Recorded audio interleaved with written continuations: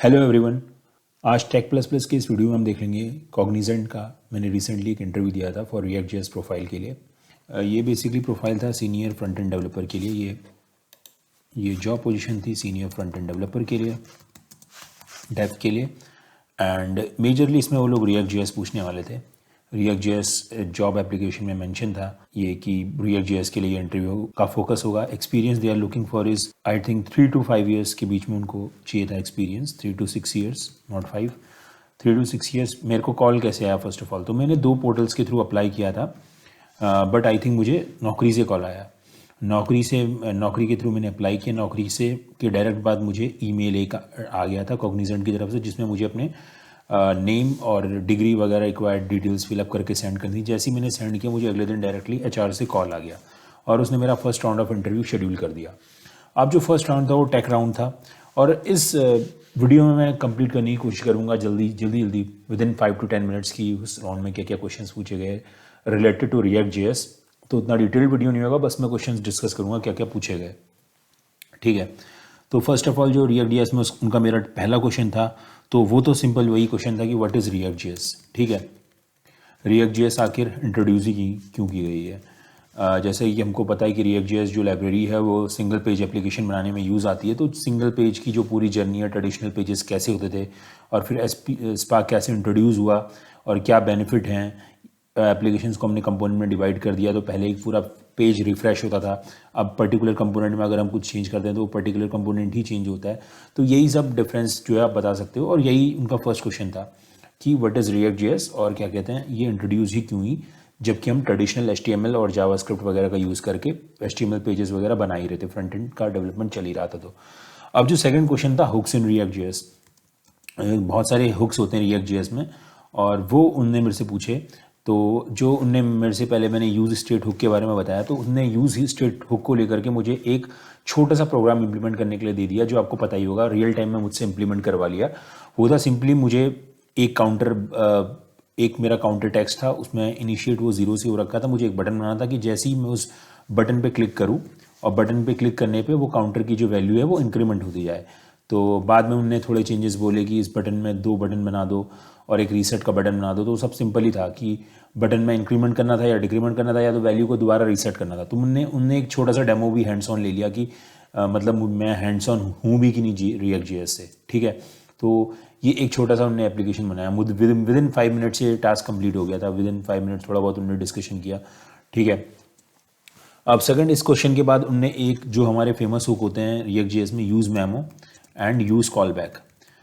आपको पता ही होगा कि दोनों मेमोराइजेशन के लिए यूज़ होते हैं। यूज़ मेमो हमको वैल्यू रिटर्न करता है, ठीक है, मेमोराइज्ड वैल्यू रिटर्न करता है, और यूज़ कॉल बैक हमको मेमोराइज्ड फंक्शन रिटर्न करता है। ठीक है, और आप एक सिंपल एग्जाम्पल के डेमोन्स्ट्रेट करके दिखा सकते हो तो बहुत ईजी हो जाएगा, लेकिन मैं सिर्फ अभी समझने के लिए आपको बता रहा हूँ कि ये सब क्वेश्चंस पूछे गए। आप इन क्वेश्चंस को डिटेल में चैट जीपीटी वगैरह से खुद से देख सकते हो। ठीक है, use memo, use call back हो गया। उसके बाद उनने जो मुझसे नेक्स्ट क्वेश्चन पूछा रिएक्ट जेएस में वो था वर्चुअल डॉम, कि आखिर वर्चुअल डॉम होता क्या है। ठीक है, तो वर्चुअल डॉम जैसे कि आपको पता ही होगा कि रिएक्ट जेएस की लाइब्रेरी में वर्चुअल डॉम जो है वो इंट्रोड्यूस किया गया। जो हमारा ट्रेडिशनल जो हमारे एचटीएमएल पेजेस होते हैं तो उसका जो एचटीएमएल स्ट्रक्चर होता है उसको हम लोग रियल डॉम कहते हैं। ठीक है, और अगर उसमें कुछ भी हम लोग को चेंजेस करने होते हैं तो पूरा जो रियल डॉम है दोबारा से रीरेंडर होता है। लेकिन वर्चुअल डॉम क्या होता है?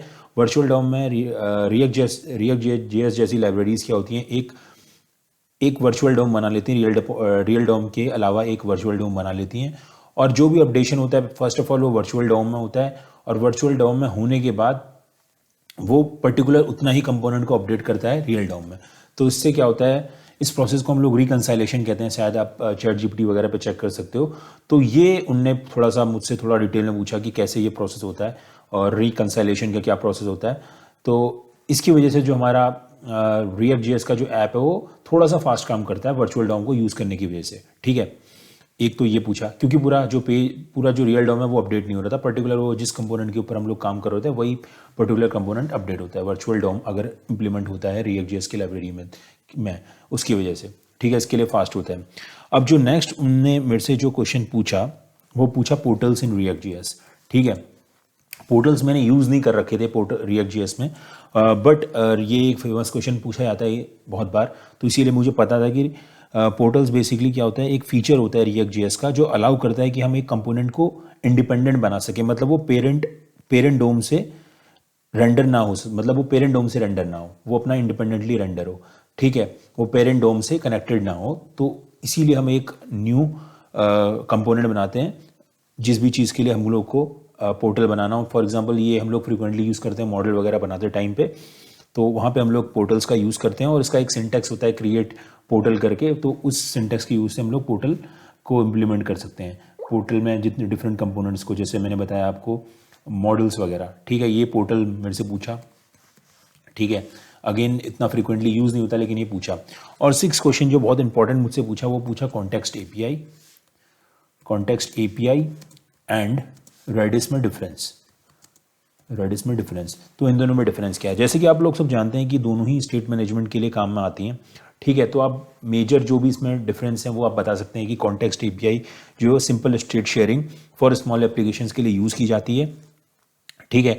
अब और जो रिडक्स है वो कंप्लीट कॉम्प्लेक्स स्टेट मैनेजमेंट, जहाँ डेटा का फ्लो और अपडेट्स को ट्रैक करना होता है, वहाँ पे हम लोग रिडक्स को यूज़ करते हैं, सॉरी मैं रेडिस लिख रहा हूँ, रिडक्स को यूज़ करते हैं, ठीक है, वहाँ पे हम लोग रिडक्स को यूज़ करते हैं, ठीक है।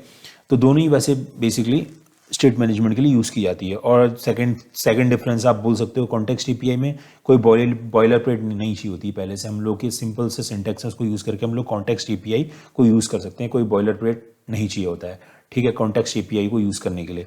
और बेसिकली रिडक्स में अगर हम लोग को रिडक्स यूज़ करना है रिएक्ट जेएस में, तो हमको एक बहुत ज़्यादा बॉयलर प्लेट चाहिए होता है, हम लोग को रिडक्स को इंस्टॉल करना पड़ता है पहले से ऐप में, उसके बाद हम लोग रिडक्स को यूज़ कर सकते हैं, ठीक है।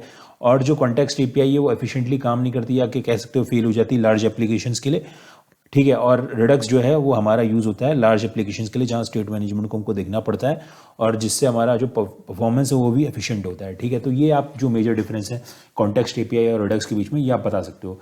तो मेजरली यही सब क्वेश्चन मुझसे पूछे गए इस रिएक्ट जेएस के इंटरव्यूज़ में।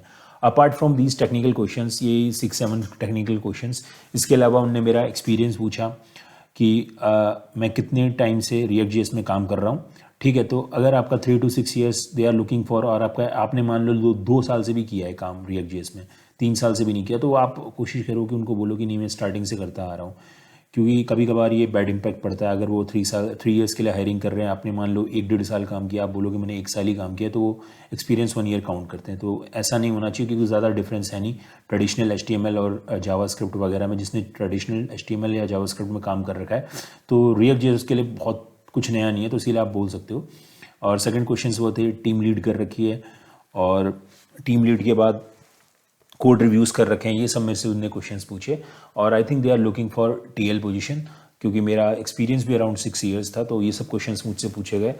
अब मैं जो आपका बहुत इंपॉर्टेंट थिंग है कि मुझे कॉल कैसे आया, तो इन कॉल आप लिंक्डइन और नौकरी दोनों पे ये लोग हायरिंग के लिए पोस्ट आपको दिख जाएंगी, तो आप अप्लाई कर सकते हो। और मुझे जो मेरे ख्याल से रिप्लाई मिला है वो मुझे मेरे ख्याल से नौकरी से आया मुझे रिप्लाई, तो आप भी नौकरी से अप्लाई करो, आपको रिप्लाई आ जाएगा। और सेकंड थिंग, अगर आप चाहते हो कि मैं उस HR का, कॉग्निजेंट के HR का आपको मेल सेंड कर दूं, तो मैं वो भी आपको सेंड कर दूंगा। आप डायरेक्टली उसको मेल सेंड कर सकते हो अपने रिज्यूमे के साथ कि I am looking for this senior front end role, और वहाँ से क्या पता आपको डायरेक्टली इंटरव्यू के लिए वो शेड्यूल कर दे या आपको इन्फॉर्म कर दे। तो इसीलिए आप इस वीडियो में नीचे कमेंट सेक्शंस में अपनी ईमेल आईडी मेंशन कर सकते हो, तो वहाँ पे मैं आपको उसके HR का ईमेल प्रोवाइड करा दूंगा और उससे आप डायरेक्टली अपना रिज्यूमे शेयर कर सकते हो। तो thanks for watching this video.